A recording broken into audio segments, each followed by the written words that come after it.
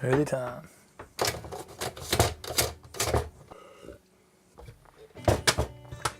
Coconutty. What do you think about the new posse? Bit of a change in scenery, feng shui. Saw a big brown snake yesterday. I drove in, pulled in before the grass was cut, jumped out, and like a metre in front of me I heard like rustling, just sort of stopped and looked down, and it sort of shot off in the opposite direction, and I saw that much of it and couldn't see the head and couldn't see the tail. Thick brown. Tripping. So nice to be like back eating fresh food. Oh yeah. Yeah, it's been nice being home. It's been some sort of fun little waves around. It's sort of had those like easterly winds, but sort of there's been some fun little banks and that easterly swell's sort of been sort of consistent everywhere.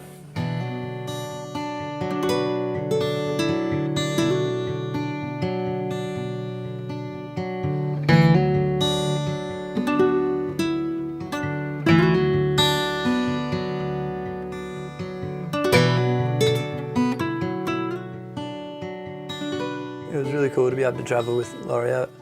You know, he doesn't get to travel as much these days, and I think he's pretty content with that and spending a lot of time with his family. And he's tiling and works really hard, and because he's always sort of chasing the biggest, wildest swells. But to have a trip and experience like this with him, surfing some more user-friendly waves, and to be able to feed off his froth a little was an absolute trip. Ryan and Laurie have become quite good mates too. They both live in the same neck of the woods and get to surf a lot together and share similar morals, and everything's pretty simple at Ryan's place. His approach, and it's something that I really appreciate. He's lives super simply. He's got his little tiny home that he's basically built from scratch himself, and I think he has about 3 changes of clothes and 1 surfboard.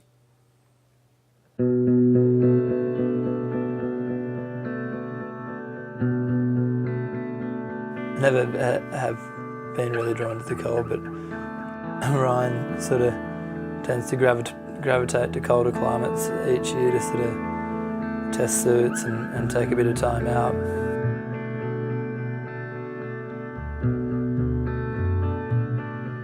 He sort of asked Laurie and I to join him for a few weeks, and so I guess that's how it sort of came around.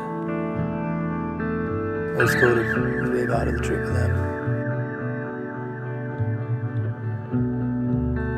The landscapes and mountain ranges and passes and glaciers and wildlife, for me it felt like seeing, I guess, nature in a part of the world in its most purest, untainted form.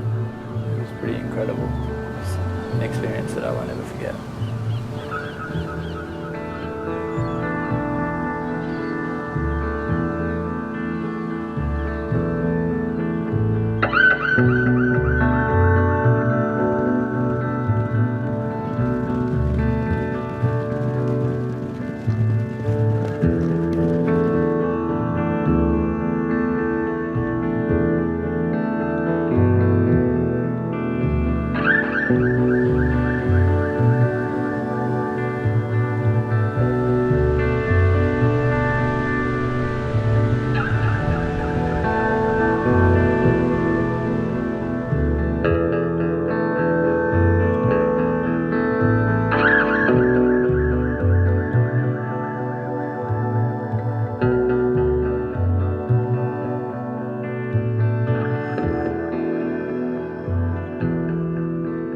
When you're warm in the cold and you've got good gear, you don't notice it as much, but you sort of, everything takes a lot more sort of time and planning and effort.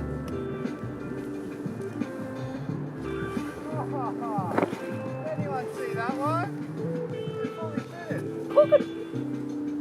And often you'd have a half wet wetsuit, which is which is all good when you're in the car and the heater's on, but as soon as you sort of trek down to a wave or whatever, and you get a bit of the wind on there and it frosts things down, you get to start moving pretty quickly and get in the water, because I found once I was in the water I was a lot warmer than out, you know. You got 3 seals waiting in the shorie for you. Oh, what?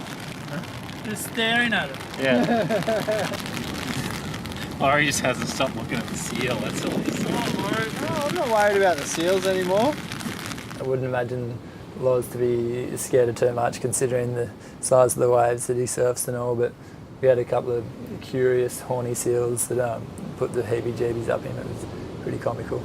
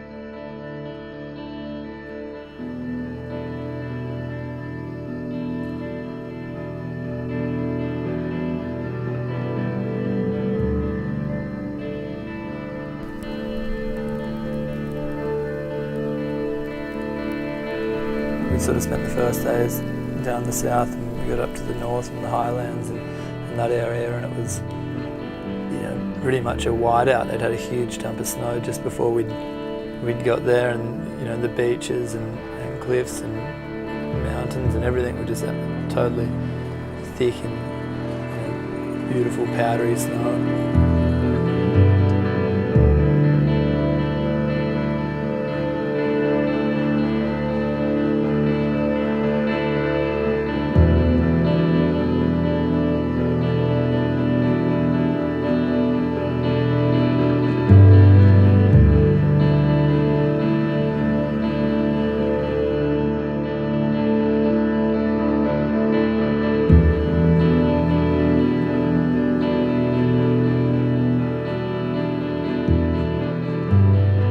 For me, that was the first time I've ever seen snow that close to the ocean, and I know Laurie was over the moon. He got to tick that off his bucket list. He was frothing around like a kid. It was unreal.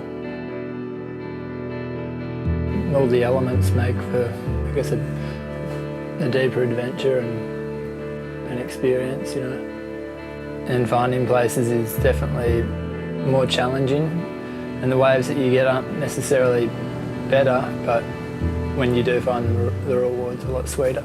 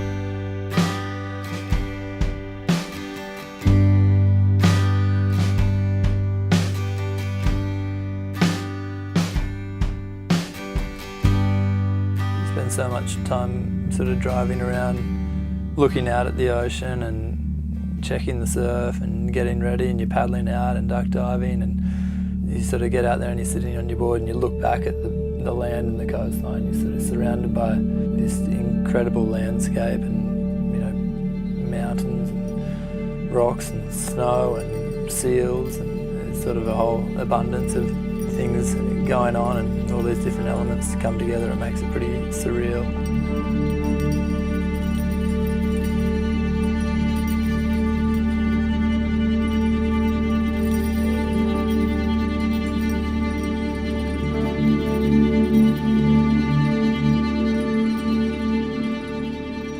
That was the first time Loz and I had travelled together, and you know, he's an absolute frother and a ball of energy in the surf. Over there he was like a kid at a candy store. Anything, it would be howling onshore and 1 foot, and he'd be the first one out there, and then the last one in. He's an absolute frother, and yeah, super fun to travel with. Colin, this is a sick little point. It's kind of, yeah. I think I'm going to go for a paddle. How long? Do you care? What's wrong with that? Nothing. You're the one behind it. I'm going for a paddle. Go. Is that alright? Look at that little inside. Come for a paddle. Get out there. Am I tripping?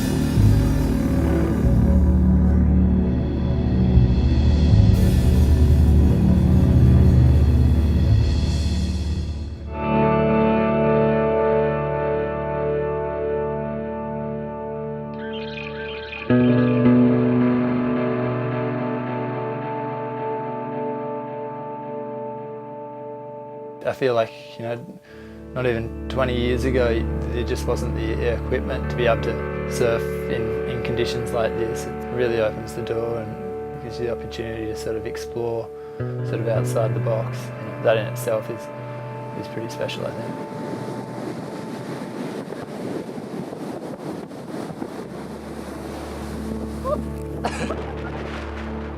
You know, on that day it was these like heaving, chunky sort of shore break tubes in, you know, 4-degree water.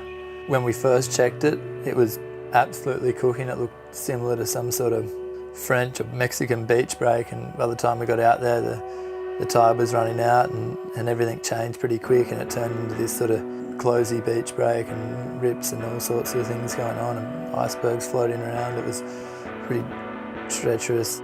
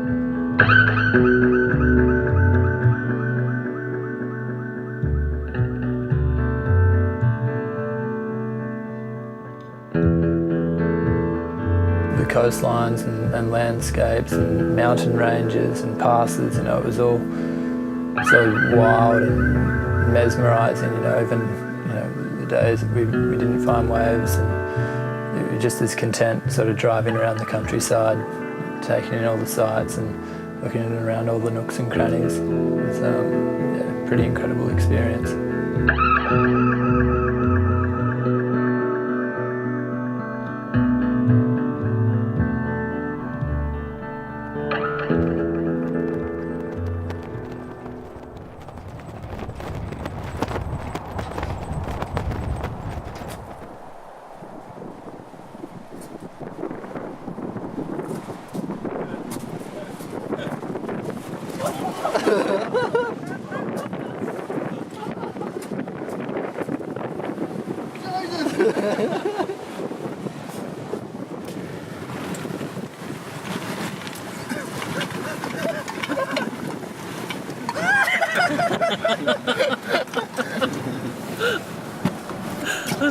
We had some, you know, a whole lot of wild weather over there, but there was one day in particular where winds were between, I think, like 70 to 100 k's an hour, and we were getting thrown all over the road in the car, and we were going past, you know, upside down waterfalls, and finally sort of got to the waves, and it was, you know, howling offshore, and the wind chill was, you know, around -10, and I think we stayed out there for about, you know, 3 or 4 hours.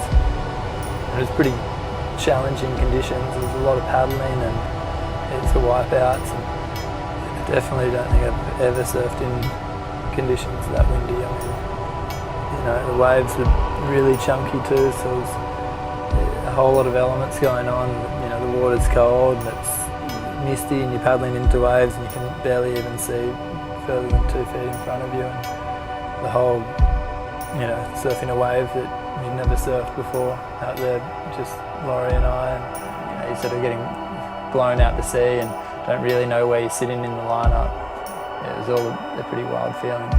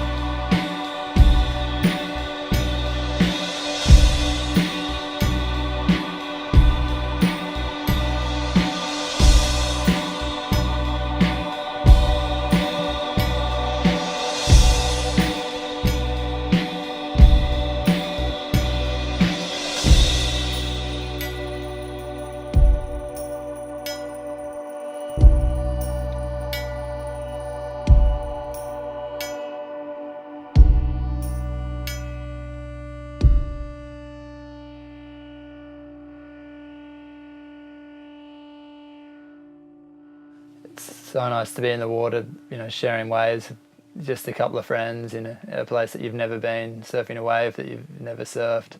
It's one of those sweet feelings that you almost don't get to experience too much anymore. It's a pretty special feeling. What are you doing there? Fresh snow. Oh yeah. Looking back on the trip, spent some time in such a raw and beautiful environment. You know, to have that experience, something I'm definitely really grateful for. It'll sit with me for a long time, and you know, the people there, have to be some of the hardiest people I've ever met, and you know, sort of their way of life is, you know, it's pretty inspiring, but it's also so sweet to come back to warm weather and warm water, and yeah, I have to take my hat off to them.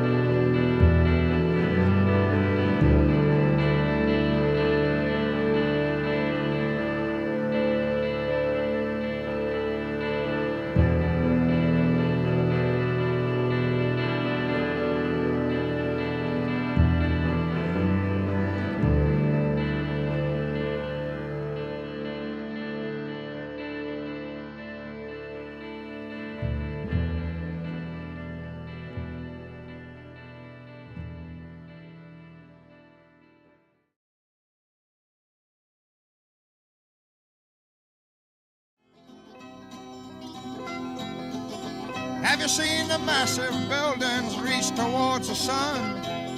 Seen the fields of barrenness from the work that man has done? What about the dams and weirs that feed the countryside? I've seen the brownness of the grass when the dams and weirs run. Just give me sunshine through the autumn.